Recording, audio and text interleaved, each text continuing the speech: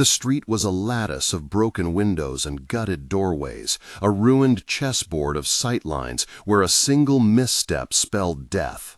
Lyudmila lay prone on a narrow ledge between two collapsed walls, breath slow, cheek pressed to the cold wood of her stock. Through her scope, the rubble resolved into an array of angles. A shallow slope of rooftop at 200 meters, the sun sliding behind a smoking chimney that would throw her target into silhouette for precisely 7 seconds at this hour. Her fingers settled like a calculation. A man burst from a cellar mouth across the way. Private Ivanov, a courier no more than 19, his face white with something that might have been courage or panic. He ran with a folded letter in one hand, and in the moment his foot snagged on the rubble and he stumbled into view, an enemy sniper's head turned. The flash was a microsecond. The enemy exhaled a rifle report, and for the first time all the theory Lyudmila had taught herself boiled down to this single lethal fraction. She did not feel triumph. It was work. Wind, drop, hold, squeeze. The rifle answered. The other man fell, and in his falling, the line that had bound a no-man's land shifted.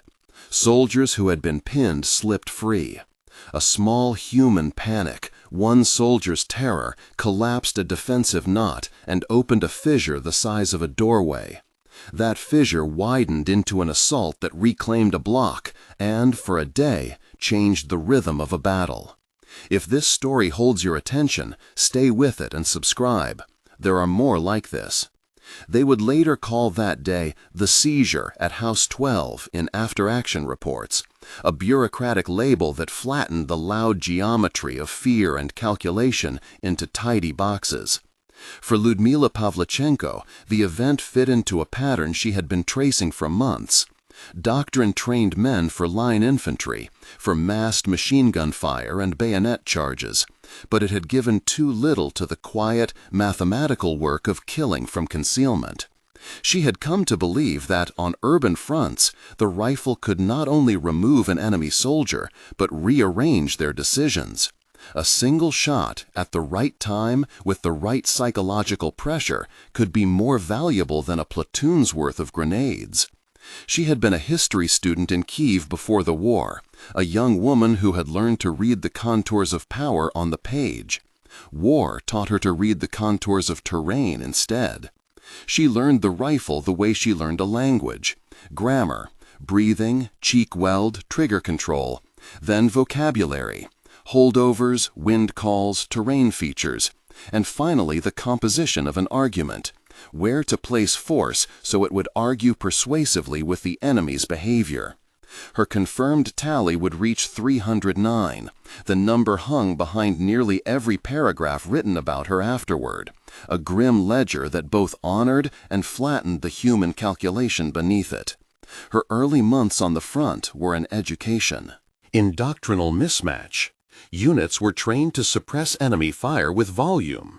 Snipers, when used at all, were glorified sharpshooters with little tactical integration.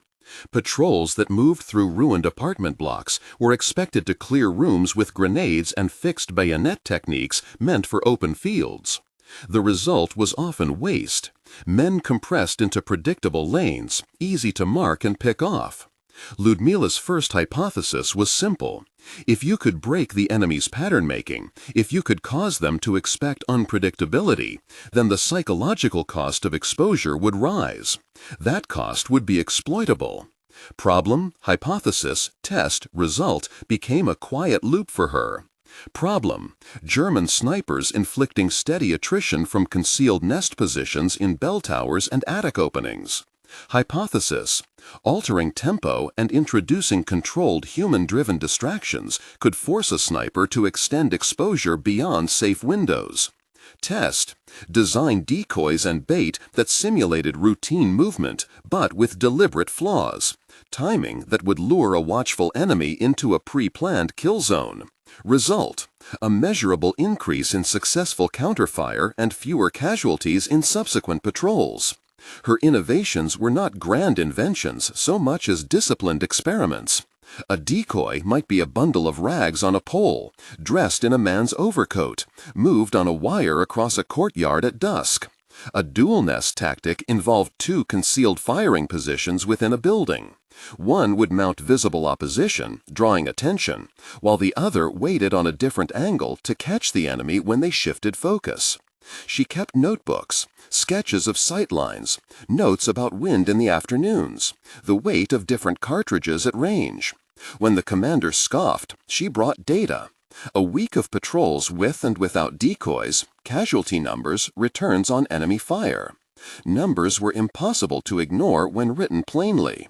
Lyudmila's methods carried risk not simply because being a sniper is dangerous, but because she bent military norms.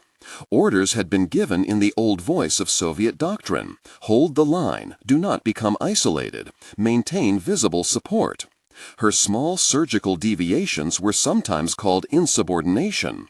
One lieutenant threatened reprimand when he found her constructing a bait near his squad sector. She answered with a patient briefing, a map unfolded on a crate, and the lieutenant's anger thinned into reluctant permission when she pointed to the reduction in casualties on comparable walks. It was a change made by proof rather than decree, institutional inertia softened by statistics and the occasional spectacular outcome. Scenes of urban sniping almost always begin and end with light. The light lines the edge of a rooftop, draws the silhouette in the scope, gives away the glint of a rifle's brass. Lyudmila learned to think of light as both cover and betrayer. A morning angle that would shine directly into an enemy's eyes could be used to silhouette him for 7 seconds. A sunset could invert a scene, turning a rooftop into a black chunk against bleeding sky. She timed her work to these windows, sometimes waiting for hours in a cramped attic space with the taste of coal dust at the back of her mouth, listening for the minute sounds of a city under fire, the cough of an artillery piece, the scrape of a boot, the distant ringing of glass. She was not alone in these practices. Comrades like Sergeant Dmitry Kravchenko moved around her as both support and proof of what was at risk. Dmitry had been a miner before the war, a man who knew how to read stone and how to hold his breath in cold shafts. That skill translated to the patience needed on the rooftop watch. His voice, low and seldom, cut through the attic's dim when he spotted a suspicious shadow, or when a patrol return required a terse map correction. When the casualty lists arrived, Dmitry's expression hardened, not with the abstract fury of ideology, but with private grievance, another friend named in a column of losses.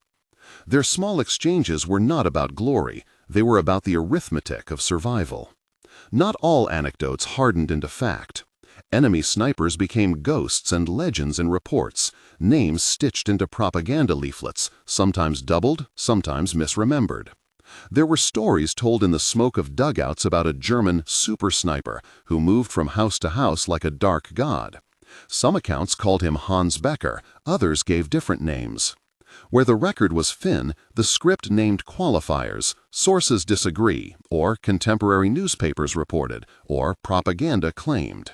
Lyudmila had her own way of putting such things, a sudden, quiet respect for skill, and a refusal to let mythology replace method. A skilled opponent was a teacher and a threat. One taught her to refine her calculations, the other validated the urgency of her experiments. There were moments, too, when theory collided with the messy human elements that never sit well in after-action diagrams.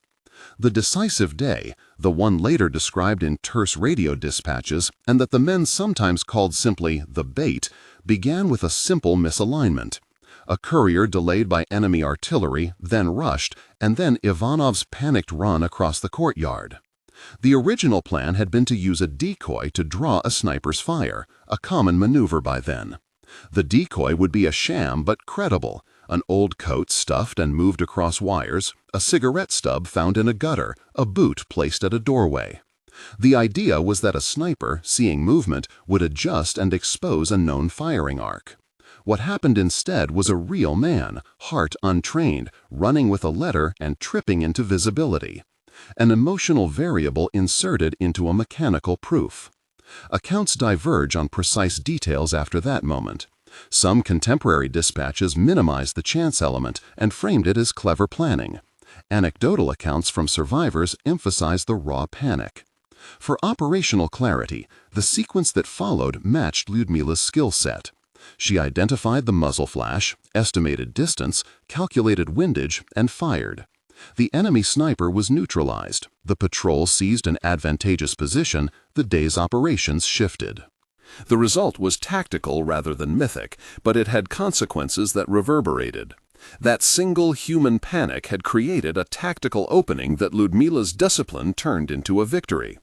The victory itself was not a sweeping collapse of the front. It was, instead, a local reconquest that bought time and space for evacuations and small maneuvers that mattered. These micro-victories accumulated into a reputation that both honored and burdened her. By the winter of 1942, she had passed 300 confirmed kills, 309 as Soviet records would list, and the ledger became a public mirror. The state pulled her from the lines under cover of serious injury. Some colleagues insisted she had been wounded at Sevastopol and that the wound required evacuation.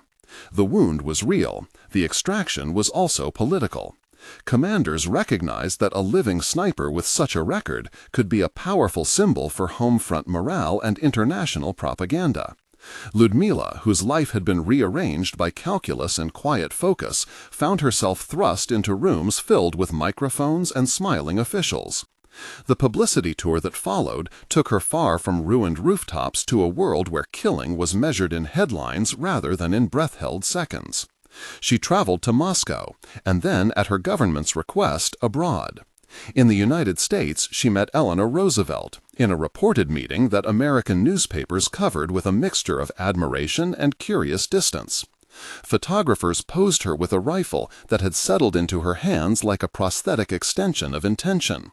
She was applauded and asked to speak of courage and sacrifice. She answered as she could, sometimes with a soldier's brevity, sometimes with a historian's reflection about causes and consequences. Her ambivalence was seldom printed in full. On the road, she would tell reporters that killing was not a sport, but a duty, that the ledger of confirmed kills sat in her memory not as trophies but as a weight. Public reaction was complicated. In some countries, she was an icon, a woman whose mastery of a traditionally male instrument disrupted comfortable narratives. In others, the focus narrowed to spectacle, a woman sniper as a curiosity. Soviet newspapers mounted portraits and heroics, but those same pages could be brutal in their demands, asking for ever louder demonstrations of zeal. Lyudmila's personal response combined fatigue with an insistence on truth. She granted interviews carefully, sometimes refusing to answer when a reporter wished to romanticize. She wrote letters to comrades still at the front. She visited hospitals and met wounded men who could no longer aim a rifle. Those meetings sharpened the moral edge around her fame. Behind the public appearances, the practical outcome of her frontline innovations took hold. Training programs began to incorporate methods she had tested. Manuals updated sighting procedures and recommended small unit deception techniques. Doctrine, slow to move, shifted in parts. Snipers were no longer occasional celebrities detached from operations, but integrated elements in urban operations planning. The same army that once warned of insubordination started to send instructors to her demonstrations. Innovation, when it saves lives and yields results, has a way of knitting itself into bureaucratic fabric. Her return to service was not possible. The wound that removed her from frontline duty left scars both physical and mental. She spent the remainder of the war in training and in politico-military education roles, shaping younger marksmen and advising on urban tactics. The classroom became a quieter kind of battlefield. She worked not with live fire, but with diagrams, cadets, and stubborn questions about deception and ethics. She taught the stitching of a ghillie suit as carefully as she taught the moral calculus of a shot. How to choose a target when an enemy soldier could be, in other contexts, a neighbor. How to reconcile the need for killing with a larger human life. These were not bureaucratic problems to fix with a regulation. They were the real costs that followed every confirmed number in the logbook. After the war, public memory wavered between admiration and discomfort. Museums preserved a rifle as an artifact, a photograph on a wall that many visitors paused before. The rifle, etched with 1,000 small dents and soot from a dozen fields, was, to some, the instrument of a brave patriot. To others, a symbol of a painful necessity. Lyudmila lived quietly after the war, her days spent in study and in the slow work of a historian. She lectured, advised, and sometimes pushed back at official narratives that simplified the life of a combatant into propaganda. She accepted honors and the official gratitude of a nation, but she also refused to let the ledger of kills be the only story told. The legacy she left is layered. On one level there is doctrine, trained snipers incorporated as parts of combined arms, deception techniques taught in manuals, training ranges set up to replicate the ruined cityscapes where she learned. On another level there is the human portrait, a young student turned soldier, carrying the weight of efficiency and memory, reluctant to be called a hero in the language of celebration. The photograph in the National Museum, if you find it, dust motes in the frame, shows a woman with a rifle across her lap, eyes steady and tired. The plaque beneath lists 309 confirmed kills and the theaters where she fought. The plaque does not and cannot list the private nights when she woke and counted the cost. Historians still debate particulars. Some of the most dramatic stories circulated in wartime dispatches were amplified for effect. Others were true and simply felt large because of the emotions they solicited. When a soldier's panic opened a tactical window and a sniping lieutenant turned it into victory, the result was both a human accident and an expression of rigorous practice. It is a tight, uneasy marriage, human unpredictability offering opportunity to disciplined skill. In the end, the most shocking victory of any war is not the addition of a number to a ledger. It is the way ordinary, frightened people, couriers, miners, students, are placed into the gears of strategy and leave behind small, decisive acts. Lyudmila's record is not only 309 confirmed figures in a logbook, it is a demonstration that warfare yields innovation from those who pay attention, who test, who risk reputation to save comrades. Her life reminds us that tactical genius can be born from necessity, that fame can be an uncomfortable displacement for trauma, and that every celebrated victory bears the quiet imprint of sacrifice. If this account moved you and you value preserving such difficult histories, subscribe for more stories like this and leave a comment with what surprised you most. Like the photograph in the museum, these narratives need witnesses. On days when the city felt like a folded map, streets pressed thin by routine, the big monuments giving the impression of permanence, Lyudmila chose smaller, quieter passageways. She liked the way light fell between tenement facades there, how afternoon sun pooled in unexpected courtyards. Those hours suited the historian she had become, patient with detail, fond of marginalia. She kept a tight schedule of lectures and consultations, but she organized her life in margins as well. In those margins, she read old patrol reports, annotated memoirs, and sometimes, without announcement, went to stand before the photograph in the museum. The museum allowed her that strange privacy public memory affords, recognition without demand. Visitors came, some in groups and others in pairs, some leaving bouquets. Many lingered only a moment, their attention sliding across the plaque and the rifle like a passing breeze. Lyudmila watched them more than they watched her.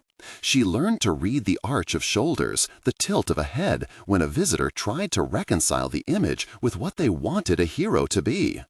Children tugged at their parents toward the display cases holding medals and ration tins.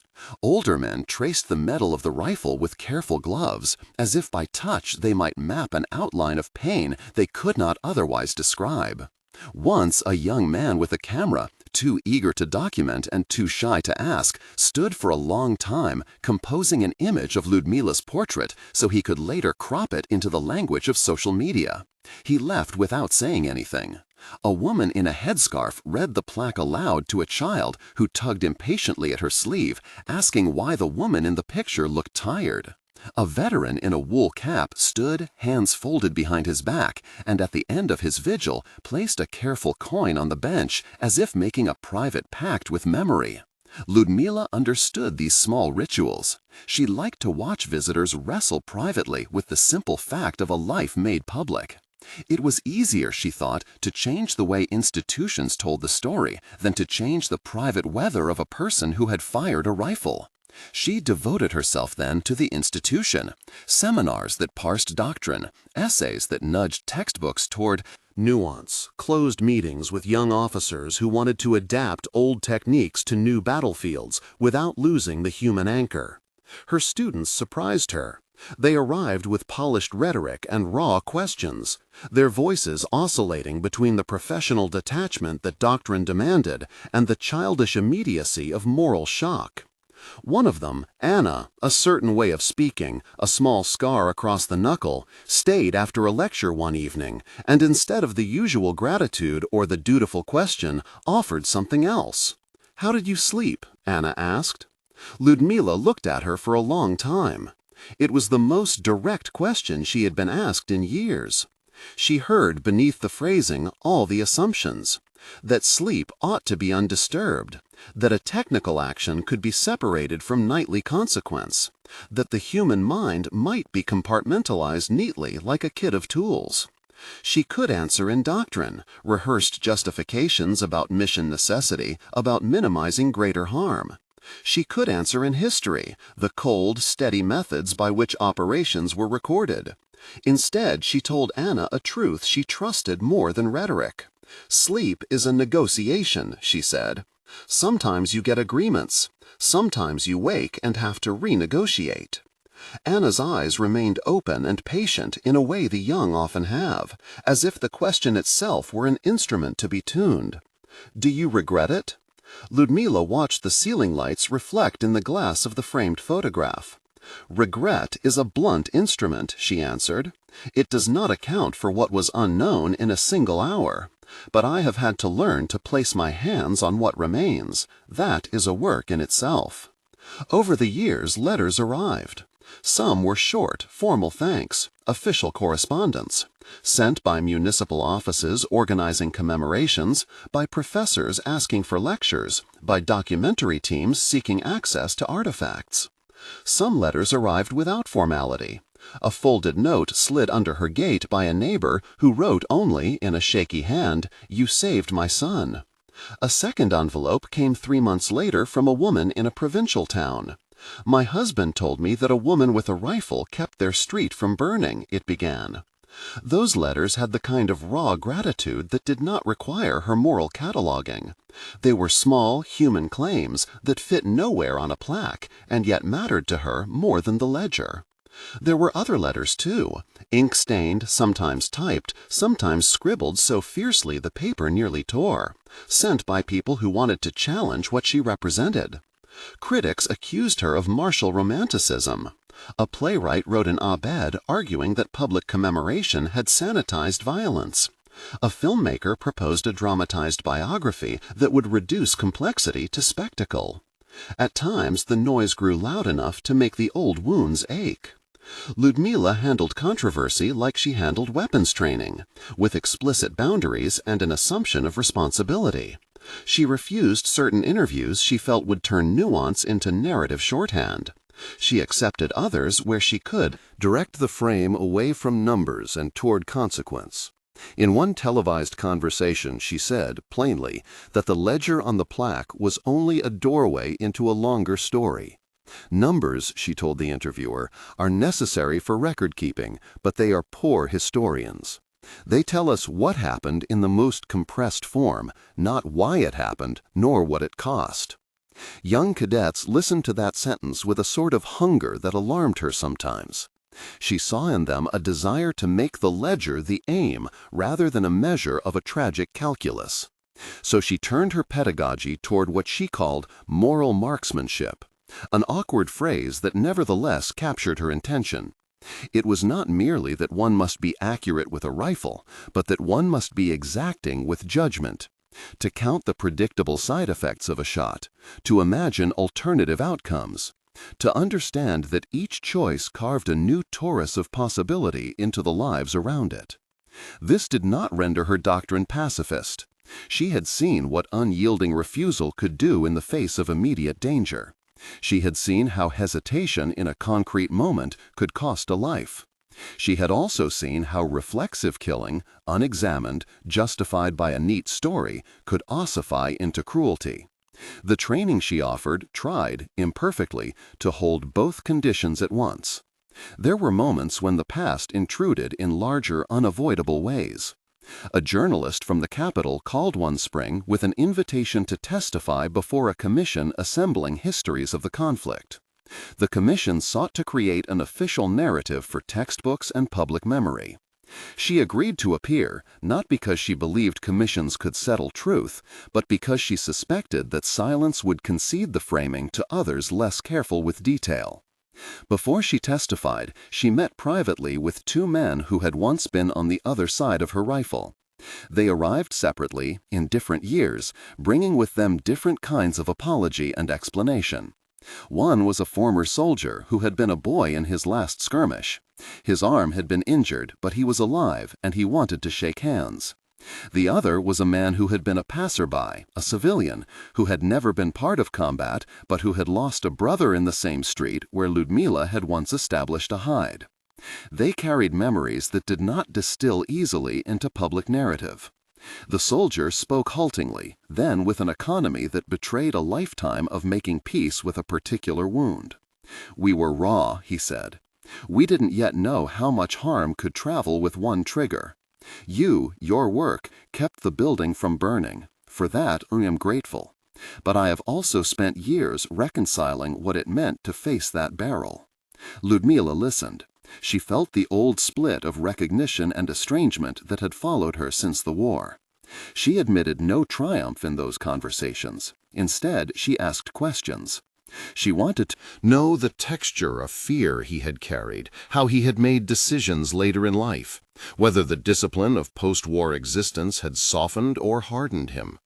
He answered honestly, not with the heroics of propaganda, but with a simple account of a man who had to keep his hands busy, plumbing, carpentry, tending a storefront, to avoid the replaying of the past. The civilian story was different. He had grown into a quiet merchant who never spoke of the war. When he sat opposite Lyudmila across her small kitchen table, he told her of his brother, of how afterward jokes and explanations had never been sufficient to keep the brother's absence from the family's table. "I do not come to claim anything from you," he said. "I come because these things are in the air, and someone must name them." They did not change the ledger, nor did they make the photograph any brighter. What they did, perhaps, was give Lyudmila a deeper sense of what her public silence and her public words meant to other people. Memory, she understood, was not a single stream, but a braided river. Her part in it was one current seeking to shape others, to slow certain erosions. Later, at the commission, her testimony was careful, textured, and occasionally uncomfortably personal for a public forum. She insisted that training manuals include not only positions and sighting techniques, but also modules on ethical decision-making and on the emotional work required afterward. She argued for regulated transparency in casualty reporting, a term she used cautiously, worried it might be seized as a propaganda tool. Some commissioners squinted toward the plaque and its commanding number as if it were the sum of her service. Others listened to her insistence that the plaque be framed by explanatory material, oral histories, letters, the small domestic things that prevent a life from being flattened into a statistic. Back at home, after the hearing, she fell into the ritual of small domestic acts that steadied her. The habit of brewing tea with a precise attention to timing, the way she repaired a torn sleeve or replaced a hinge. She kept a stack of photographs in a drawer, snapshots that had never made it into any official album. A student with a crooked smile, a crumpled letter from a child, a black and white image of a cook in a field kitchen. These were not things meant for museum walls. They were the private scaffolding of a life that had been turned outward by public interest. Friends, few and reliable, came for visits, bringing soup or an old book they thought she might like. Mikhail, once a cadet and now an instructor himself, visited most regularly. He had laughed nervously at her lessons, and cried once during a debrief when a simulated failure made him remember a real loss. He came with a small satchel of pastries and the same question he always brought: how to teach courage without glorifying blood, how to turn competence into something that served life rather than death.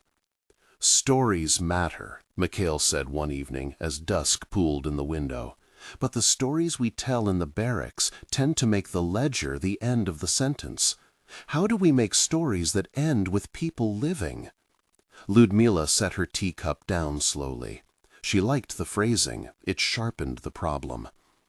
"Teach them to be bored," she said. He blinked. "Bored?" "Teach them to appreciate the small continuities of life," she replied. "Teach them how to take a watch that does not include the heartbeat of an enemy, but the rhythm of a garden. Teach them to measure success not by the number of engagements, but by the stability of the morning after." Mikhail grinned, partly charmed and partly exasperated. "Is that doctrine?" "It's a practice," she corrected. "Doctrine is written down. Practice is lived." On a clear afternoon the following autumn, a young woman arrived at Lyudmila's modest apartment with a small folded brochure from the museum clutched in her hand. She introduced herself as Katya, recently graduated from a university program in conflict studies, and she asked if Lyudmila might spare an hour for an interview. She had read the plaque, she said, and she wanted to understand who stood behind the number. There was a carefulness in her voice that reminded Lyudmila of her own students once upon a time. They sat in the kitchen while the kettle boiled. Katya asked questions that had the slow, searching quality of someone trying to map an unfamiliar coastline. She wanted to know what had surprised Lyudmila most in combat, how doctrine had failed at times, and whether technology had made it easier or harder to maintain ethical restraint. Lyudmila found herself speaking in longer sentences than she had prepared. She told Katya about a mission in which a hurried decision had saved a street, but also cost a life that could not be reconciled with the victory. She avoided details that would sensationalize, and instead focused on the small domestic implications: a neighbor's lamp broken forever, a child's play area closed, a family that would never gather as it had. Katya listened without interjection, then, when Lyudmila paused, asked in the way young people do when they want to be both kind and honest, "Do you think history will forgive you?" Lyudmila regarded her for a while.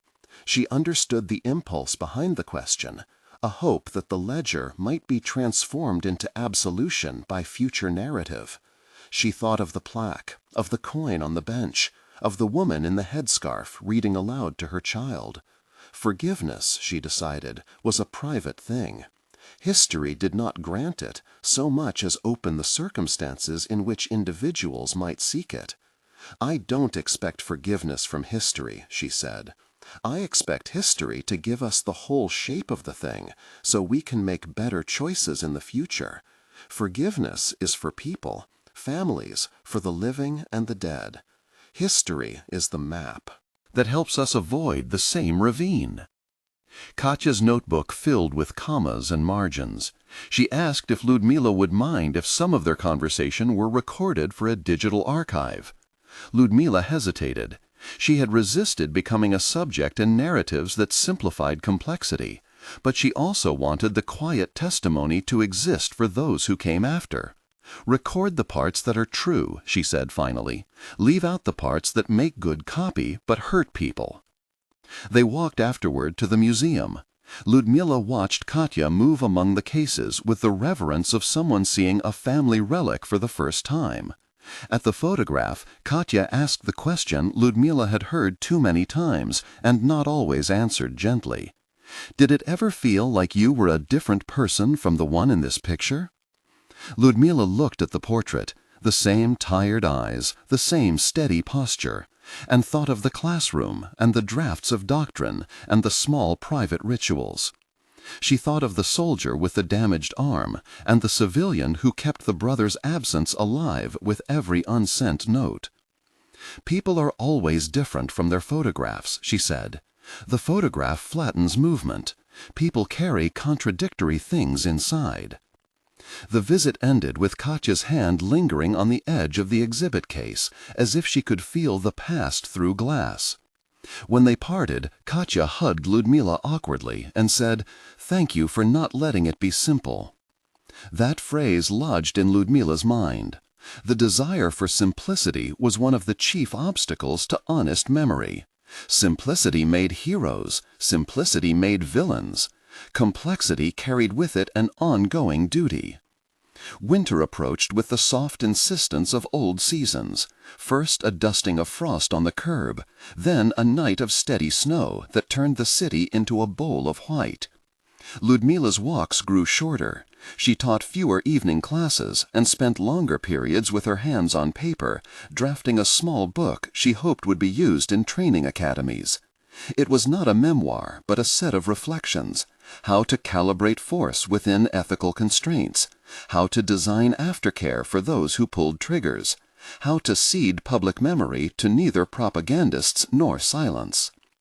On a particularly cold evening, she received a note from the museum director asking if she would open a small exhibit of oral histories.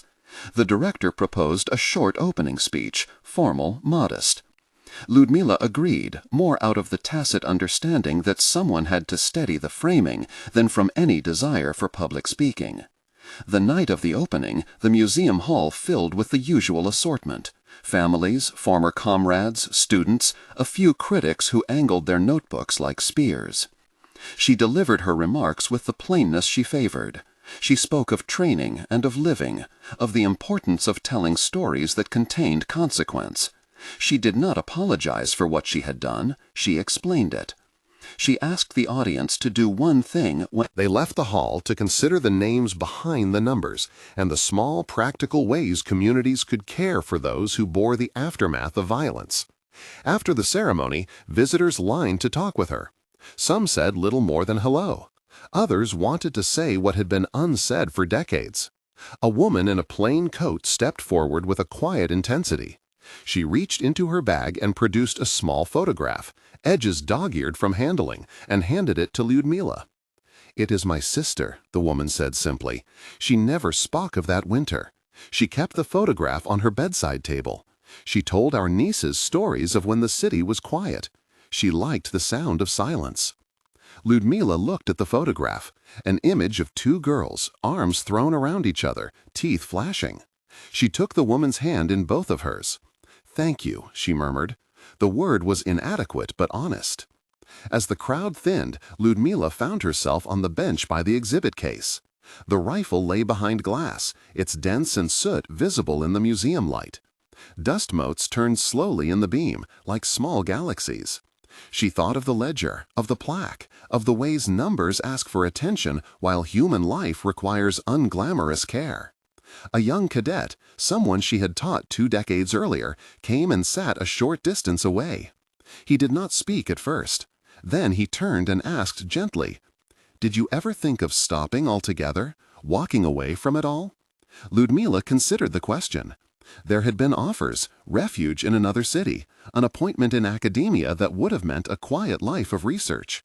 She had declined some and accepted others, not out of piety, but because each choice carried consequences for the people she wanted to influence. "Walking away," she said, "is a solution when you can live with not being part of how things change. I could not ask that of those who would follow me. If I stepped out, someone else would step in. The question was never whether to stop, it was who would take the place and with what lessons." The cadet nodded slowly. "And did you ever hate the man you were at war?" he asked, pushing the question as though testing a seam. Lyudmila's answer came with the economy of someone practiced in naming inner weather. "I hated certain acts, not the person," she said. "Hate is a hungry feeling. It consumes context. We were all young then, all imperfect. The important thing is how you teach what comes next." They sat in the hush together while the museum lights warmed the rifle and the photograph. Outside, snow muffled the city noises. People had left bouquets and folded notes on the bench, a private litany of gratitude and sorrow. When the cadet finally rose to go, he asked one last casual question that carried the weight of an exam. "If you could change one policy from what You taught, what would it be?" Lyudmila looked toward the glass and the small incriminating shine of the rifle. 1,000 answers rose and fell, tacky with the sediment of debate and reform. She chose the one that felt most practical, the one that could, perhaps, be enacted by those who taught tomorrow's soldiers. "Teach the aftermath as hard as you teach the shot," she said. "Require every young soldier to spend time in the neighborhoods they defend, to know the faces that continue after engagement. Teach them to repair as rigorously as they learn to aim." He smiled, a tired, hopeful thing, and left with his head down against the snow. Lyudmila remained on the bench, watching a pair of schoolchildren hurry by, their laughter bright and brittle in the cold air. When she finally returned home that night, she sat by her window and opened the drawer where she kept letters. There was a thin envelope there she had not remembered. No return address, no name. Inside was a single page with a shaky scrawl. "You kept my street from burning. I never told you because I thought you would not want to know. My son grew up to be an engineer. He thinks of what could have been. Thank you." She read it twice. Then she folded the paper and placed it back into the envelope, not out of ritual, but to keep the object intact as a small private record. She made tea and settled into her chair. Outside, the city breathed its cold, indifferent rhythm. Inside, the small lamplight made a circle on the rug. Lyudmila closed her eyes for a moment, feeling the slow, familiar negotiation with sleep. The ledger did not disappear. The photograph did not change. But between the plaque and the letters there was space. A space where people could find one another in pieces, stitch loose threads, and attempt the ruinous, necessary work of making sense without simplification. She thought of the cadet's parting question and the practical things she had said about teaching the aftermath. She thought, too, of the many faces that had passed through her life, students, neighbors, soldiers, civilians, and of the stubborn insistence that memory be both humane and precise. Outside, a distant siren rose and fell. Inside, the kettle clicked cool. Lyudmila reached for a pen and on the nearest scrap of paper began to write a short list of things a training manual might include that had nothing to do with shooting. She wrote slowly, filling lines with headings: aftercare protocols, community liaison modules, restorative conversations, recorded oral histories. Each heading she added felt like a small, deliberate stitch. As she wrote, the outline of another lecture formed in her mind, an evening where she would invite not only cadets, but neighbors, families, and former combatants to speak. She imagined the awkward chairs arranged in a circle, the smell of coffee, the sometimes excruciating politeness of shared space. She imagined the ledger there too, not erased, but referenced with an honest, uncomfortable gaze. It was not a grand solution. It was a modest, ongoing practice. The next morning, she sent a short note to Mikhail and the director at the museum proposing the event. The message was utilitarian and concise. It carried the patient hope of someone who had seen how small things aggregate into something larger. Outside, the city moved on. Inside, for now, she folded the letter she had received and placed it in the drawer with the others, a tiny archive of gratitude and grief. Then she rose, put on her coat, and went out to walk the shorter path she favored, past tenements, past courtyards where children left marks in the snow, past the museum in whose window the rifle caught the pale winter sun. She did not rush. She moved as if she carried a fragile thing. Not the rifle behind glass, not the ledger, but the living community around her, She had learned, through the long arc of war and its aftermath, that the real work of memory was not to be completed, but to be continued, careful, exacting, and, when possible, kind. She smiled at a neighbor sweeping his stoop and kept going, thinking of the list of headings she would add to her manual, thinking of the cadet's question that had not been closed. The city unrolled before her, ordinary and uncanny, full of people who had not yet had the shape of their own stories decided for them. She stepped into the winter and felt, for a moment, the small tightness of responsibility. Nothing heroic, only persistent. To teach well, to listen, and to keep the ledger honest without letting it become the whole of what remained. They agreed, once the preliminaries were done, to hold the evening in the museum's smaller gallery, the one with the narrow windows that tempered the winter light. Mikhail arrived at her flat with a thermos and a bundle of printed notices. Simple sheets, typewritten in an even hand, nothing ornate. Date, time, place, and a short line that read, "An evening of listening, stories of what came after." The director, when she spoke with him, was cautious but not hostile. He had the proprietor's instinct to protect a collection he thought of as fragile, and the city's habit of preferring monuments to mess. Lyudmila listened to his concerns and answered them as she had learned to answer questions about wounds, with particulars. "We will have a chairperson," she said. "There will be a rule about no interruptions. We will set time for those who cannot leave the room easily, and someone will be on hand for anyone who needs to step outside." She named others from her list: breaks every 40 minutes, plain water in jugs, a small card people could fill with things they did not wish read aloud. The director asked if the ledger would be displayed. Lyudmila hesitated for a moment and then said, "It will be there, not on a pedestal, on a Table among the notebooks and photographs. People can choose to look or not." He nodded. "I will prepare the room," he said, "but I ask you to keep it calm. The museum does not want an argument." "It will not be an argument," she said. "It will be work." Word went out the modest way such things do in their neighborhood, by a notice tacked to the synagogue notice board, a sheet slipped under the door of the bakery, a woman whispering to another at the bus stop. Mikhail phoned a few acquaintances, and the director arranged for the janitor to set out extra chairs. Lyudmila found herself collecting names with the careful slowness of someone taking inventory. The widow from the third courtyard, who had once baked bread for stationed soldiers. A schoolteacher who had taken in a boy when his mother left the city. A man who had returned from the front and worked nights at the tram depot. 2 young cadets from the academy who had been advised by a professor to see what old people think. The list was not exhaustive. It was not supposed to be. On the afternoon of the meeting, the gallery smelled of boiled coffee and dust, of paper and the faint metallic tang that often hung near the display cases. Chairs were set in a circle, with a loose gap where someone could stand and speak. The rifle sat in its glass box as before, catching the light like something patient and empty.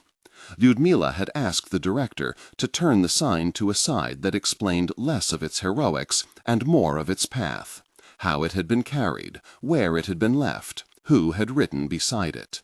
The ledger lay on the central table, a cloth under it and a ballpoint pen beside for anyone who wanted to add. People arrived with small concessions in their faces, a coat that could not fully zip, hands stuffed into pockets, a look that tried to gauge how much sorrow might be asked of them. Lyudmila moved among them, making brief introductions. Here is the teacher, the man from the depot, the woman who had brought cookies. A young man with a cadet's posture lingered by the door, hands tucked into the seams of his coat. He studied the rifle as if learning the contour of something he ought to know. When they had finished, Lyudmila took the chair. She opened the meeting with a handful of practicalities: time limits, the offer of a cup of tea in the hall, the promise that no story would be recorded without explicit consent. And then she said, quietly, the lines she had written on the first page of the manual she kept in her head. "We are not here to judge history. We are here to account for the present that history makes. The circle unfolded slowly, not in any neat order, but with the awkwardness of gatherings that are more like tending a wound than declaring. The school teacher spoke first about a boy who had returned to her class who would not look anyone in the eye. He would take the desk near the window, she said, and when the bell rang, he would stay seated until every other child was gone. Her voice was the voice of someone who had watched a child's aperture narrow and then tried with the same patience to make a wider space for him. People nodded, and small noises of recognition moved like a draft through the room. An older man, his hands veined and rough from years at the tram depot, spoke of a day when he had refused to ride his assigned route and had instead taken a train to a town he had not meant to go to. He laughed a dry, private laugh at his own confusion. "I thought I could go back," he said. "There are things you think you can put a hand on, but the tracks were gone." He had not shouted, he had simply set into words the uselessness of courageous intention when the landscape is not what you remember. Someone read from the ledger. It was a small, trembling act. A paragraph about a man who had lit a cigarette with hands that still smelled of fuel. A line, simple as a scar, where a woman had written the name of a brother she had not been able to bury in the way her heart demanded. People listened, as if the ledger were a small bell tolling, and some made the sound of a held breath. When the reading finished, the cadet who had been at the door, thin, with the cadet's tight jaw, rose and asked if he might speak. He began haltingly. He said he had been at a checkpoint once, years ago now, and that he had been sure of a command. He had been taught to do one thing, and in the doing had watched something happen that left him uncertain. He spoke not in the crisp phrases of training, but in the uncertain grammar of a person trying to say finally what he had only fought in fragments. "I kept thinking," he said, "that memory would make it neat, that if we wrote it down it would be tidy." He laughed, a small, near sound. "It didn't. It was messy. It stayed messy." Someone offered him a cup of tea, and he took it like an apology accepted. A woman in the circle, who had lost a husband in the smoke of one night, spoke then. Not about blame, but about a pattern, a small human pattern. How she had begun to keep a list of pots that needed mending. The way ordinary repair work had been her method of moving through grief. "We need manuals," she said, and smiled at Lyudmila with the kind of warmth that was also a question. "Do you think manuals can help?" Lyudmila said, "Manuals can teach care. They cannot make." We will try both.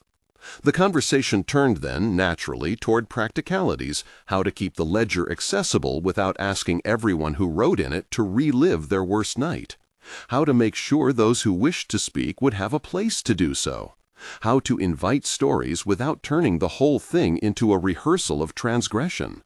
They argued in small, workmanlike ways about whether the museum should record the session for an archive, whether names should be altered in any public retelling. The director, who had earlier been cautious, surprised Lyudmila by offering a practical solution, an anonymous drop box in the museum for people who wished to submit memories without attending. After 2 hours, the group dissolved into a kind of companionable fatigue. People lingered at the door, trading a few sentences. The cadet stayed until the chairs were stacked, his posture loosening as he spoke to Mikhail about a friend at the academy who might help with outreach. The woman who kept lists of pots agreed to bring tea to the next meeting. The man from the tram depot promised to tell the story of the first time he had seen a child rejoin a class, hands empty, and how the child's face had, in that small return, shown the possibility of repair. Lyudmila walked home with a small paper cup still scenting her gloves. The city had its ordinary sounds, distant trucks, a child calling across a courtyard, yet the walk felt different to her, as if she were carrying lead threads of conversation folded into her coat. She thought of what had been said and what had not been said. The ledger held names and small notations. Someone had scribbled, in ink that bled slightly at the edges, a request that the rifle not be called heroic. Another had written only a date and nothing more. There were margins of silence there that were, perhaps, as important as the ink. That night she wrote. Not the neat headings she had begun with, but notes about what she had learned. How people needed a chance to tell things in fragments.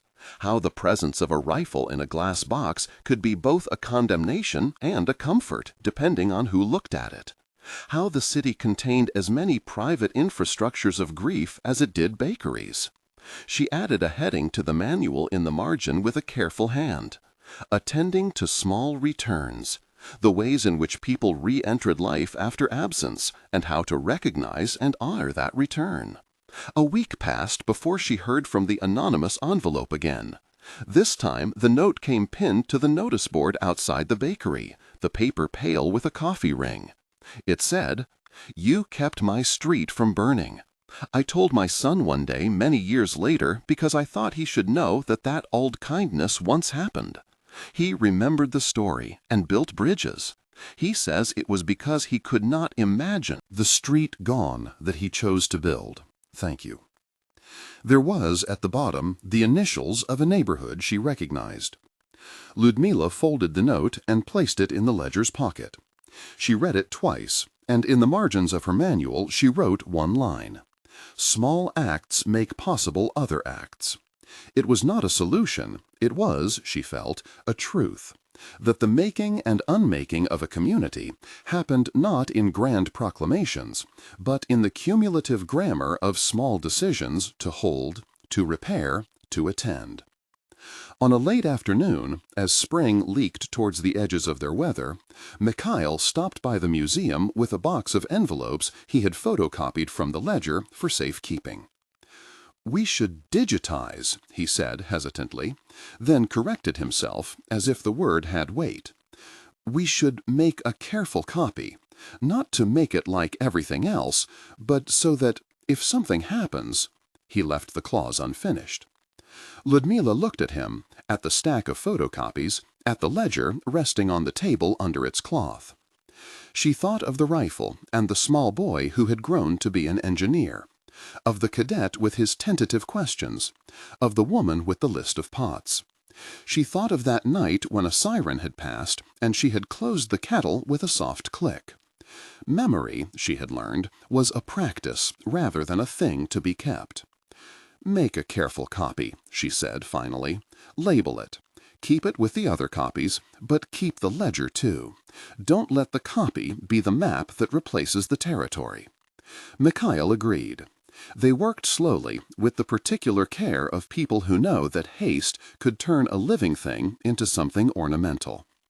As they finished, the museum's director came by with tea.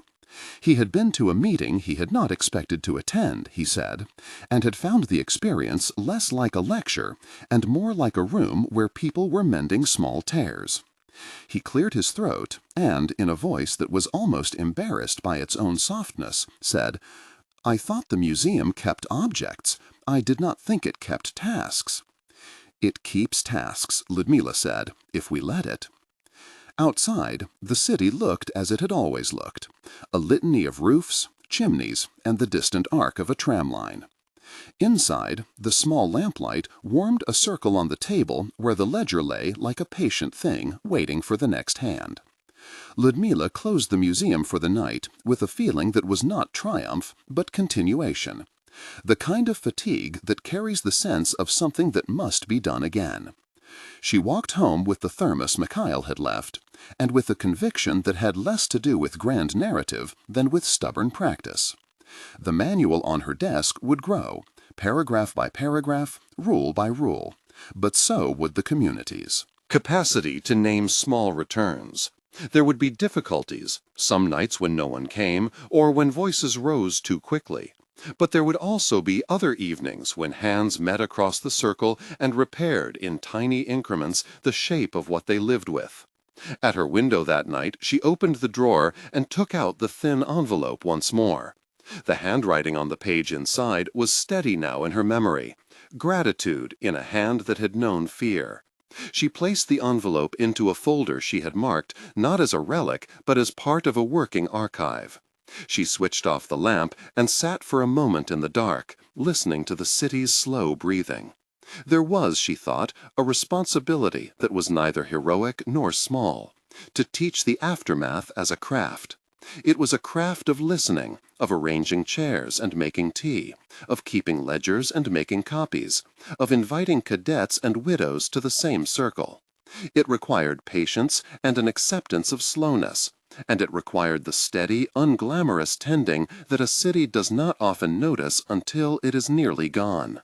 She rose then and, before sleep, wrote one more heading in the manual: Begin again. It was not an instruction so much as a promise. Outside, some windows glowed late. A tram sighed somewhere down the line. Inside, the ledger waited, open to a page with a new line ready to accept whatever would be given next. Lyudmila folded her hands and let the small, persistent weight of responsibility settle into the looseness of her fingers. She had no illusions about repairing everything. She had learned to measure progress in the way a stitch slowly binds two edges of torn cloth. The next meeting would come, as things do, unremarked at first. Between now and then there would be calls, a few disagreement, a child asking why so many adults were sad. There would be mornings when the ledger was quiet, and others when it filled with ink. For now, the city slept with the soft constancy of lives continuing, and Lyudmila allowed herself to follow that rhythm, to sleep and wake and continue the work.